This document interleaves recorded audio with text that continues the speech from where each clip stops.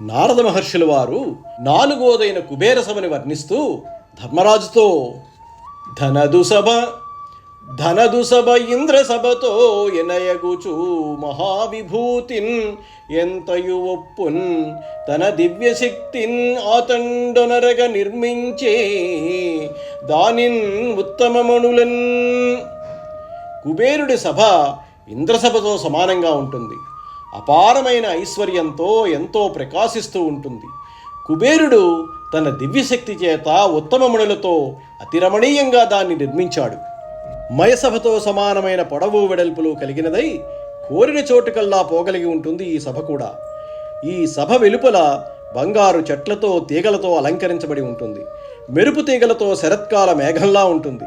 ధర్మరాజా, ఆ సభలో కుబేరుడు మందార పారిజాతాది పూల చెట్లతోనూ కన్నుల పండువుగా ఉంటాడు. నందనవనం నుండి చల్లని గాలులు వీస్తూ ఉండగా కుబేరుడు కొలువుదీరి ఉంటాడు. కుబేరుని చుట్టూ కిన్నరులు, కింపురుషులు, గంధర్వులు, వరాహకర్ణుడు, గజకర్ణుడు మొదలైన యక్షులు, దేవర్షులు ఆయన్ను సేవిస్తూ ఉంటారు. దేవతల చేత పూజింపబడేవారు పార్వతీదేవిని కౌగిలించుకోవడం వలన ఆమె ఎదగుత్తులు వక్షానగల పరమశివుడు కుబేరుడికి ఆప్తమిత్రుడై మెలుగుతాడు. అటు పిమ్మట ఆఖరిది ఐదవది అయిన బ్రహ్మసభ గురించి నారద మహర్షుల వారు ఈ విధంగా చెప్తున్నారు. పూర్వకాలంలో నేను భూలోకంలో ఉన్నప్పుడు నా దగ్గరికి సూర్యుడు వచ్చాడు. బ్రహ్మసభను గూర్చి వర్ణించాడు.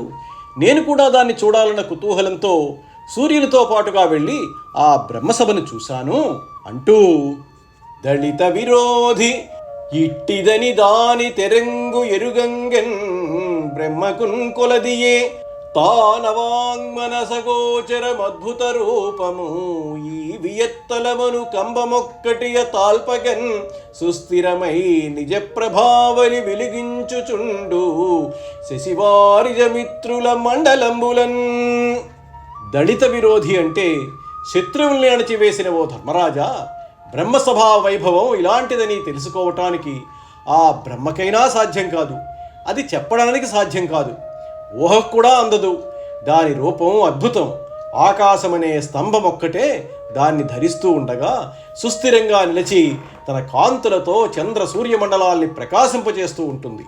అందనేక విధ జీవరాశులు సృజించుచు అధిక తపస్సుల తపప్పలంబులు విధించుచు విశ్వకర్తలైన మన్వత్రి మరీచి భృగు భరద్వాజ దక్ష వశిష్ఠ వాలకిల్య పులస్త్య పులహు క్రతు కశ్యప గౌతమాంగిరః ప్రచేతసులను చంద్రాదిత్యగ్రహ నక్షత్ర గణంబులను దేవగణంబులను వసు రుద్ర సిద్ధ సాధ్యులను ప్రజావంతులైన 50 సహస్రమునులను ఊర్ధ్వరేతసులైన 88 సహస్రమునులను అశ్వినులను విశ్వదేవతలను విశ్వకర్మ పితృదేవతలయం తన్నున్ పరివేష్టించి ఉండ ధర్మార్థ కామమోక్షంబులును శబ్ద స్పర్శ రూప రస గంధంబులును తపస్సమదమంబులును ధృతి స్మృతి మేధాబుద్ధి క్షమా కీర్తులను సంకల్ప వికల్ప ప్రణవంబులును క్షణలవత్రుడి కాష్టాముహూర్తాహోరాత్ర పక్షమాస ఋతు సంవత్సరయుగాత్మకంబైన కాలచక్రంబును ఋగ్యజుస్సామాధర్వణ వేద వేదాంగంబులును పురాణేతిహాసంబులును బహుప్రకార భాషలును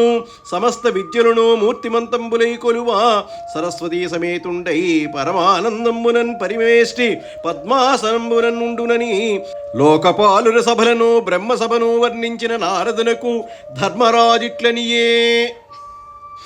విశ్వకర్తలైన మనువు, అత్రి, మరీచి మొదలైన వాళ్ళు, సూర్య చంద్ర గ్రహ నక్షత్ర సమూహాలు, దేవగణాలు, వసువులు, రుద్రులు, సిద్ధులు, సాధ్యులు, సంతానవంతులైన 50,000 మంది మహామునులు, ఊర్ధ్వరేతసులైన 80,000 మంది మహర్షులు, అశ్వినీ దేవతలు, విశ్వదేవతలు, విశ్వకర్మ, పితృదేవతలు, రూపుదాల్చిన ధర్మార్థ కామ మోక్షాలు, శబ్ద స్పర్శ రూప రస గంధాలు, తపస్సు, శమం, దమం, ధృతి, స్మృతి, మేధ, బుద్ధి, క్షమా, కీర్తి, సంకల్పం, వికల్పం, ప్రణవం అంటే ఓంకారం, క్షణం, లవం, త్రుటి, కాష్ట, ముహూర్తం, పగలు, రాత్రి, పక్షం, మాసం మొదలైన విభాగాలతో కూడిన కాలచక్రం, చతుర్వేదాలు, వేదాంగాలు, పురాణేతిహాసాలు, బహువిధ భాషలు, సమస్త విద్యలు ఆకారం దాల్చి తనను సేవిస్తూ ఉండగా సరస్వతీ సమేతుడై వివిధ జీవరాశుల్ని సృజిస్తూ మహాతపస్సుల తపప్పలాలు నిర్ణయిస్తూ సరస్వతీ సమేతుడై బ్రహ్మదేవుడు పద్మాసనం మీద ఆ సభలో కొలువు తీరి ఉంటాడు అని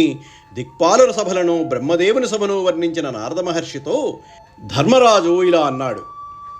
బ్రహ్మదేవుడి సభ ఎవరెవరితో ఎంత కిక్కిరీసి ఉంటుందో, ఆయన ఎన్నెన్ని విషయాలలో ఎంత నిర్విరామంగా కృషి చేస్తూ ఉంటాడో ఈ వచనం వ్యక్తం చేస్తుంది. వసువులు ఆపుడు, ధ్రువుడు, సోముడు, అధర్వుడు, అనిలుడు, ప్రత్యూషుడు, అనలుడు, ప్రభాసుడు. రుద్రులు అజుడు, ఏకపాదుడు, అహిర్బుద్ధినుడు, త్వష్ట, రుద్రుడు, హరుడు, శంభుడు, త్ర్యంబకుడు, అపరాజితుడు, ఈశానుడు, త్రిభువనుడు. సిద్ధులు, సాధ్యులు దేవతల్లో 2 తెగలు.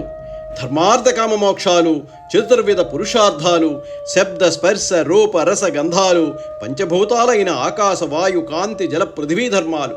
ఇటినే పంచతన్మాత్రలని వ్యవహరించటం ఉంది. శమము అంటే శాంతి, అంతరింద్రియ నిగ్రహం. దమము అంటే ఓర్పు, బాహ్యేంద్రియ నిగ్రహం. ప్రణవం అంటే ఓంకారం. వేదాంగాలు శిక్ష, వ్యాకరణం, ఛందం, నిరుక్తం, జ్యోతిషం, కల్పం. పురాణం సృష్టి, ప్రతిసృష్టి, వంశం, మన్వంతరం, వంశానుచరితం అనే 5 లక్షణాలు గల పురాతన చరిత్ర. పురాణాలు 18. మత్స్యపురాణం, మార్కండేయ పురాణం, భాగవత పురాణం, భవిష్యత్ పురాణం, బ్రహ్మాండ పురాణం, బ్రహ్మపురాణం, బ్రహ్మవైవర్త పురాణం, వామన పురాణం, వాయవ్య పురాణం, వైష్ణవ పురాణం, వరాహ పురాణం, అగ్ని పురాణం, నారద పురాణం, పద్మపురాణం, లింగ పురాణం, గరుడ పురాణం, కూర్మ పురాణం, స్కాంద పురాణాలు. ఇతిహాసం, ఇతిహ ఆస, పూర్వరాజుల చరిత్ర భారతం లాంటిది.